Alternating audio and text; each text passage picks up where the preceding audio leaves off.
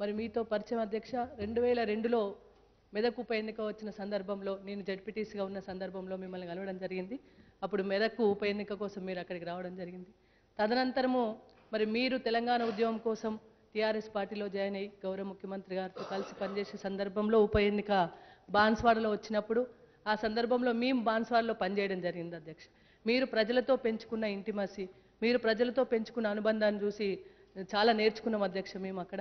తదనంతరము మెదకు ఉప ఎన్నికలు వచ్చినాయి, పార్లమెంట్ ఉప ఎన్నికలు 2014లో వచ్చిన సందర్భంలో మీరు మెదకులో ఇన్ఛార్జిగా రావడం జరిగింది అధ్యక్ష. ఆ సందర్భంలో మీరు చూపెట్టిన ప్రజలతో మమేకమైన తీరు మమ్మల్ని చాలా ఆశ్చర్యానికి గురిచేసింది.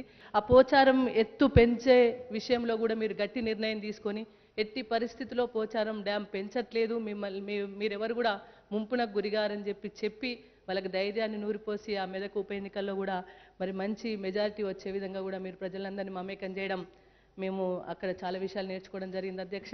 ఆ వ్యవసాయాన్ని పండుగలాగా ఏ విధంగా మార్చిండ్రో మీ ఆధ్వర్యంలో, మీ హయాంలో, అదేవిధంగా ఇప్పుడు కూడా శాసనసభ కూడా అదేవిధంగా మరి హుందాగా నడుస్తుంది.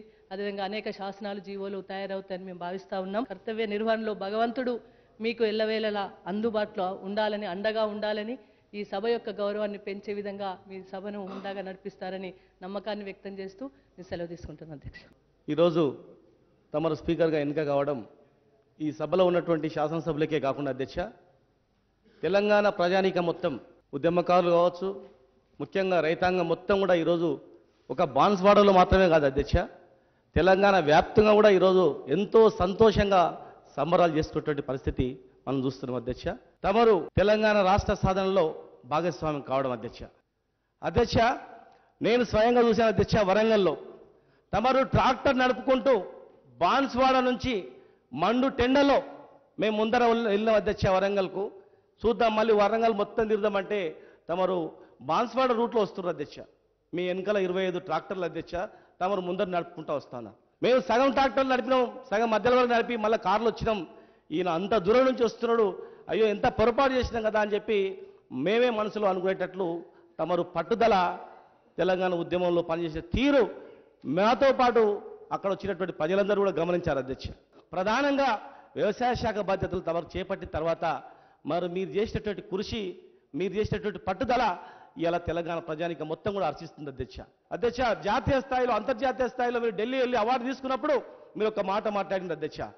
కేసీఆర్ గారి క్యాబినెట్లో వ్యవసాయ శాఖ మంత్రిగా ఉన్నందుకు, తెలంగాణ ప్రజలు రుణం తీర్చుకుంటున్నందుకు చాలా గర్వంగా ఉంది, ఇదే నాకు పెద్ద అర్థమైన గౌరవం అని చెప్పి మీరు మాట్లాడేటువంటి తీరు కూడా మాకు గుర్తుంది అధ్యక్ష. మీరు కూర్చున్నారంటే అధ్యక్ష దానికి గొప్ప గౌరవం పెరిగింది అధ్యక్ష. మీరు ఒక గొప్ప వ్యక్తిని ఆ సీట్లో ఉన్నారని చెప్పి ప్రజలు భావిస్తుంది అధ్యక్ష. అలాంటి కారకులైనటువంటి ముఖ్యమంత్రి గారికి మళ్ళొకసారి కృతజ్ఞత తెలియజేస్తున్నారు అధ్యక్ష.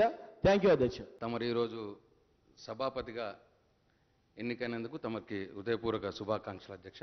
మీ ఎంపిక నిజామాబాద్ జిల్లాకు, మన నిజామాబాద్ జిల్లాకు గర్వకారణంగా నేను, జిల్లా ప్రజలు కూడా భావిస్తున్నారు అని చెప్పి మీకు ఈ సందర్భంగా నేను తెలియజేస్తా ఉన్నా అధ్యక్ష. నేను మిమ్మల్ని చిన్నప్పటి నుంచి కూడా చూస్తూనే ఉన్నా అధ్యక్ష.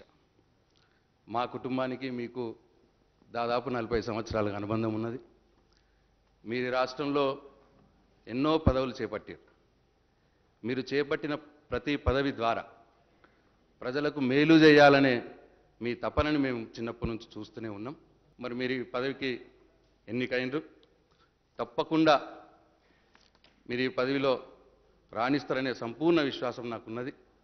మీ నిండు జీవితం మంచి ఆరోగ్యంతో మీరు ఉండాలని భగవంతుని ప్రార్థిస్తూ సెలవు తీస్తూ మరొక్కసారి మీకు నా శుభాకాంక్షలు తెలియజేస్తున్నా. జై తెలంగాణ.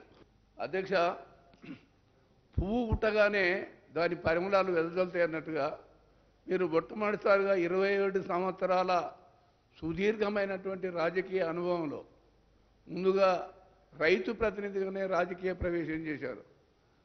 చివరిదాకా స్పీకర్ అయ్యేదాకా వ్యవసాయానికి సంబంధించినటువంటి అనేక అంశాలను, అనేక రుగ్మతులను పరిశీలించినారు. 5 నిమిషాలకు ఒక రైతు భారతదేశంలో చనిపోతుందని అనేక కమిటీలు ఘోషించిన పాలకులు పట్టించుకోలేదు. కేసీఆర్ గారు ముఖ్యమంత్రి కాగానే ఈ రైతుల ఆత్మహత్యలకు వాళ్ళ ఆర్థిక ఇబ్బందులకు ఫుల్ స్టాప్ పెట్టాలనే ఒక కార్యక్రమం తీసుకున్న తర్వాత దానికి పూర్తిగా తోడైన మీకు ప్రత్యేకమైనటువంటి ధన్యవాదాలు అధ్యక్ష. ఏదేమైనా కొంతమందికి కుర్చీ వస్తే వన్ని వస్తుంది, కానీ మీలాంటి వాళ్ళ ద్వారా కుర్చీకి వన్ని రావాలని చెప్పేసి నేను ఆశిస్తూ తమని అధ్యక్షస్థానంలో వచ్చినటువంటి కేసీఆర్ గారికి మీ ద్వారా శాసనసభ స్పీకర్గా అన్ని అంశాలు ఒక సాంప్రదాయాలు ఈ చట్టాన్ని నిబంధనలను అనుసరించి ముందుకు పోతాయని చెప్పేసి ఆశిస్తూ సెలవు తీసుకున్న అధ్యక్ష. శాసనసభాపతిగా మీరు ఎన్నికైనందుకు అభినందనలు తెలియజేస్తున్నాను అధ్యక్ష. అధ్యక్ష, ఈ యొక్క శాసనసభలో చాలా సీనియర్ అయినటువంటి మీరు 6 సార్లు ఈ సభలో పనిచేయడమే కాకుండా రెండోది రాజకీయంగా కానీ మీకు ఎన్ని ఉన్నతమైనటువంటి పదవులు వచ్చినా కానీ రైతులు, ప్రజలు, బడుగు బలహీన వర్గాలు వారి మీద ఉన్నటువంటి కన్సర్న్ అధ్యక్ష, మీతో పాటు ఒక 4-5 సార్లు బాన్స్వాడ కానివ్వండి నిజామాబాద్ జిల్లాలో పర్యటన చేసేటువంటి అవకాశం నాకు రావడం అంటే మీకున్నటువంటి కన్సర్న్ అధ్యక్ష. చాలామంది భారతదేశ రాజకీయాలలో మేమే రైతులకు రాజు అని, లేకపోతే రైతుల కోసమే మేము పుట్టినామనే విధంగా చాలా సందర్భాల్లో మాట్లాడినటువంటి మనం చూసినాం అధ్యక్ష. ఈ యొక్క శాసనసభలో కూడా చాలా సందర్భాలలో ఎప్పుడైతే ఎలక్షన్స్ దగ్గరకు వస్తుంటే ఇంకా దాన్ని ఉధృతంగా తీసుకువెళ్ళేటువంటి సందర్భాలను చూసినాం.